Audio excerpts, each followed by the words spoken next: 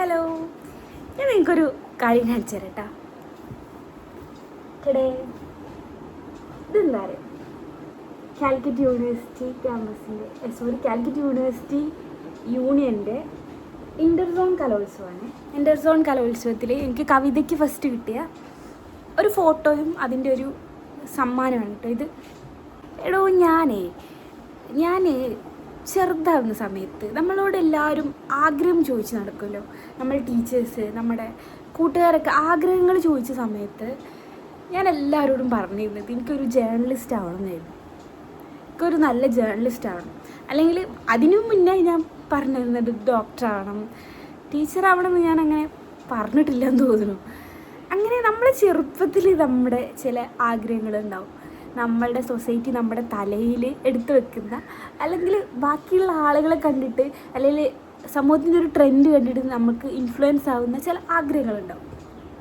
അങ്ങനെയുള്ള ചില ആഗ്രഹങ്ങൾ എനിക്കുണ്ടായിരുന്നു. ഞാൻ 7ാം ക്ലാസ്സിൽ പഠിക്കുന്ന സമയത്ത് എനിക്കൊരു സാർ ഉണ്ടായിരുന്നു. ആളുടെ പേര് ബിബിൻ സാർ എന്നാണ്. അടിപൊളിയാണ് കേട്ടോ ആൾ. അന്ന് എനിക്ക് ഭയങ്കര ഈറായിരുന്നു അയാളോട്. ദേഷ്യം എന്ന് പറഞ്ഞാൽ ഒന്നുമില്ല, ആളെ ഭയങ്കര ഇഷ്ടമാണ്. പക്ഷെ എന്താ വെച്ചാൽ ഞാൻ ഭയങ്കര മടിയത്തിയായിരുന്നു. ഞാൻ മടിയത്തി ആയതുകൊണ്ട് തന്നെ ഞാൻ എന്നും ക്ലാസ് ലീവാക്കും. അങ്ങനെ ലീവാക്കുന്നത് ആൾക്ക് തീരെ പറ്റൂല. അതുപോലെ ഞാൻ ഹോംവർക്ക് ചെയ്യാൻ ഭയങ്കര മടിയുള്ള ആളായിരുന്നു. അതുകൊണ്ട് തന്നെ അതൊക്കെ ഒരു നെഗറ്റീവ് ആയിരുന്നു. എന്നോട് എപ്പോഴും പറയും ആളെ, ഈ ബാക്കോട്ട് ഓടുന്ന വണ്ടിയാണെന്ന് എപ്പോഴും ആൾ പറയാറുണ്ടായിരുന്നു. പക്ഷേ ആളുടെ ക്ലാസ് അടിപൊളിയായിരുന്നു, ആൾ തമാശ പറയുന്നത് അടിപൊളിയായിരുന്നു, എല്ലാം കൊണ്ടും ഇഷ്ടമായിരുന്നു അന്ന്.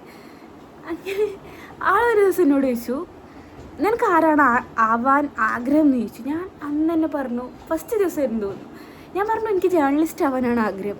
ഭയങ്കര കോൺഫിഡൻസിലാണ് പറഞ്ഞത്. അപ്പോൾ ആളും കരുതി ഇവിടെ നല്ലൊരു ഭാവിയിലെ ജേർണലിസ്റ്റാണെന്നൊക്കെ കരുതിയിട്ടായിരിക്കണം. എന്നോട് പറഞ്ഞു, നാളെ നീ ഒരു കാര്യം ചെയ്യ്, നാളെ നിങ്ങൾക്ക് പത്രത്തിൽ കാണുന്ന ഒരു പ്രധാനപ്പെട്ട ന്യൂസ് എടുത്തിട്ട് അതിനെക്കുറിച്ചൊരു കുറിപ്പോ ഒരു ലേഖനമൊക്കെ എഴുതിയിട്ട് വാന്ന് പറഞ്ഞു. കുടുങ്ങിയില്ല ഞാനങ്ങനെ എന്തെഴുതും? പത്രം ഞാൻ ആകെ നോക്കാറുണ്ടായിരുന്നു. സിനിമേൻ്റെ പേരുകൾ കാണാൻ വേണ്ടിയിട്ട് ഇടയ്ക്ക് സ്പോർട്സിൻ്റെ പേജൊക്കെ നോക്കാറുണ്ടായിരുന്നു. അങ്ങനെ വലിയ വാർത്ത ഒന്നും വായിക്കുന്ന ആളായിരുന്നില്ല ഞാൻ. അങ്ങനെ അന്ന് എന്ത് വാർത്ത ഞാൻ എഴുതി കൊണ്ടുപോയതെന്ന് എനിക്ക് ഓർമ്മയില്ല. പക്ഷെ എന്തായാലും അതൊരു പൊട്ട തെറ്റായിരുന്നു ഉള്ള കാര്യം മാത്രം ഓർമ്മയുണ്ട്. അങ്ങനെ അത് കഴിഞ്ഞു, ആ ഇമ്പ്രഷൻ അവിടെ പോയി. പിന്നെ കുറേ കാലം കഴിഞ്ഞപ്പം ഞാനൊരു 10th +1 എത്താൻ നേരത്ത് എൻ്റെ ഒരു ആഗ്രഹം എന്ന് പറയുന്നത്, എല്ലാവരോടും ചോദിക്കുമ്പോൾ ഞാൻ പറയുന്നത് എനിക്ക് കെമിസ്ട്രിയിലെ ഗവേഷണം ചെയ്യണം, കെമിസ്ട്രിയിൽ PhD എടുത്തിട്ട് റിസർച്ച് ചെയ്യണം. ഇതായിരുന്നു എൻ്റെ ഒരു ആഗ്രഹം. ഞാൻ എല്ലാവരോടും പറഞ്ഞിരുന്നത് 10ാം ക്ലാസ്സിൽ ഫുൾ A+ കിട്ടിയ സമയത്ത്. അപ്പം എല്ലാവർക്കും സയൻസ് എന്ന് പറഞ്ഞത് ഭയങ്കര ഒരു സുപ്പീരിയർ ആയിട്ടുള്ളൊരു സംഭവമായിരുന്നു. അപ്പോൾ എല്ലാവരോടും ചോദിക്കുമ്പോൾ ഞാൻ അങ്ങനെ ഉണ്ടോ പറയാം. അങ്ങനെ ഞാൻ +1 എത്തിയ സമയത്ത് ഞങ്ങൾക്കൊരു ലത്തീഫ് സാർ ഉണ്ടായിരുന്നു. മൂപ്പര് ചോദിച്ചപ്പോഴും ഞാൻ ഇതേ സംഭവം തന്നെ പറഞ്ഞു. മൂപ്പരാണെങ്കിൽ കെമിസ്ട്രീൻ്റെ സാറാണ് കേട്ടോ. അങ്ങനെ കുറേ കാലം കഴിഞ്ഞു. +2 കെമിസ്ട്രിയിലൊക്കെ പറ്റ മാർക്ക് കുറഞ്ഞു, മാർക്കേ ഇല്ലാത്ത ഒരാളായി ഞാൻ. അതിനുശേഷം എൻ്റെ വഴിത്തിരിവ് തുടങ്ങിയാണ്. എനിക്ക് തുടക്കം മുതലേ കവിതകൾ ഇഷ്ടമാണ്. ഞാൻ 7ാം ക്ലാസ്സിൽ പഠിക്കുന്ന സമയത്ത് ഞങ്ങൾക്കൊരു മാഗസിൻ ഉണ്ടായിരുന്നു. മാഗസിൻ അല്ല, ഒരു പത്രം മാതിരി ഇറങ്ങുമല്ലോ സ്കൂളിൻ്റെ പേരിൽ, സപ്ലിമെൻ്റ് ഇറങ്ങുമല്ലോ. അതുപോലെയുള്ളതിലൊക്കെ ഞാൻ ആദ്യമായിട്ട് കവിത എഴുതി കൊടുത്തത് എനിക്ക് ഓർമ്മയുണ്ട്. എൻ്റെ ഒരു സുഹൃത്ത് ചോദിച്ചതിനോട്, അത് ഈ തന്നെ എഴുതിയ കവിതയാണോ? അതെനിക്ക് ഭയങ്കര ഇഷ്ടമായിട്ടോ. കാരണം അടിപൊളി ആവുമ്പോഴാണല്ലോ അങ്ങനെ ഒരാൾ ചോദിക്കുക. അന്ന് മുതൽ എനിക്ക് കവിതകൾ ഇഷ്ടമാണ്.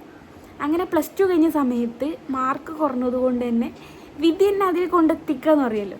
ഇപ്പം മലയാളത്തിന് കിട്ടാനുള്ള മാർക്ക് എനിക്കുള്ളൂ, പക്ഷെ അതും കിട്ടാനുള്ള മാർക്ക് ഉണ്ടായിരുന്നില്ല. ഞാൻ കുറേ കാലം കഴിഞ്ഞ് ഡിസ്റ്റൻസിനൊക്കെ കൊടുത്തതിന് ശേഷമാണ് എനിക്ക് പിന്നീട് കുറേ കാലം കഴിഞ്ഞ് സ്പോട്ട് അഡ്മിഷനിൽ എനിക്ക് അവിടെ ഒരു സീറ്റ് കിട്ടുന്നത് ഗവൺമെൻറ് കോളേജിൽ. അങ്ങനെ എൻ്റെ ഒരു ജീവിതത്തിലുള്ള വഴിത്തിരിവ് തുടങ്ങാണ്. എങ്ങനെ ഞാൻ മലയാളം എടുത്തു, അതിൻ്റെ ഇടയിലൊക്കെ കവിതകൾ എഴുതാറുണ്ട് കേട്ടോ. കവിതയുടെ ക്യാമ്പിന് പോകാറുണ്ട് സാഹിത്യ അക്കാദമീൻ്റെ. അതുപോലെ കോളേജുകളിലുള്ള ഇങ്ങനെ കഥാരചനയിലൊക്കെ പങ്കെടുക്കാറുണ്ട്. ഇപ്പം ഞാൻ ആലോചിക്കുമ്പോൾ നമ്മുടെ ചെറുപ്പത്തിലുള്ള ആഗ്രഹങ്ങളൊക്കെ എത്ര ഇപ്പം ഞാൻ ആലോചിക്കുമ്പോൾ എനിക്ക് തോന്നുന്നുണ്ട് പണ്ടത്തെ ചില ആഗ്രഹങ്ങളൊക്കെ എത്ര നിസാരമായിട്ടാണ് നമ്മൾ പിന്നീട് നമ്മുടെ ഭാവി തള്ളി കളയുന്നത്. നമ്മുടെ തീരുമാനങ്ങൾ മാറും, നമ്മുടെ വഴിത്തിരിവുകൾ മാറും, നമ്മുടെ ഇഷ്ടങ്ങൾ മാറും, നമ്മൾ സഞ്ചരിക്കുന്ന പാതകൾ തന്നെ മാറിപ്പോവും. അപ്പം അങ്ങനെ നോക്കുമ്പം ഞാനിപ്പം യഥാർത്ഥ പാതയിലാണുള്ളതെന്ന് എനിക്ക് തോന്നുന്നു, യഥാർത്ഥ വഴിയിലാണുള്ളതെന്ന്. കാരണം ഞാനിപ്പോൾ ഹാപ്പിയാണ്, ഞാനിപ്പം ഇഷ്ടപ്പെട്ട ലിറ്ററേച്ചറാണ് പഠിക്കുന്നത്. അപ്പം നിങ്ങൾ ഒരു സ്ഥലത്ത് പതറിയെന്ന് വെച്ചിട്ടോ ഒരു സ്ഥലത്ത് മാർക്ക് കുറണമെന്ന് വെച്ചിട്ടോ നിങ്ങളുടെ സ്വപ്നങ്ങൾ നിങ്ങൾ ഉപേക്ഷിക്കേണ്ട ആവശ്യമൊന്നുമില്ല. ഏതെങ്കിലും തരത്തിൽ നിങ്ങൾ കറങ്ങി തിരിഞ്ഞെങ്കിലും അതിലെത്താതിരിക്കില്ല. പക്ഷെ ചെറിയ എഫേർട്ട് നമ്മൾ ഇടണം എന്നുള്ളതാണ്. ഓക്കെ, നിങ്ങളെപ്പോഴും നിങ്ങളുടെ പാഷനെ പിന്തുടരുക, നിങ്ങളുടെ ഇഷ്ടങ്ങൾ തന്നെ പിന്തുടരുക. ഓക്കെ.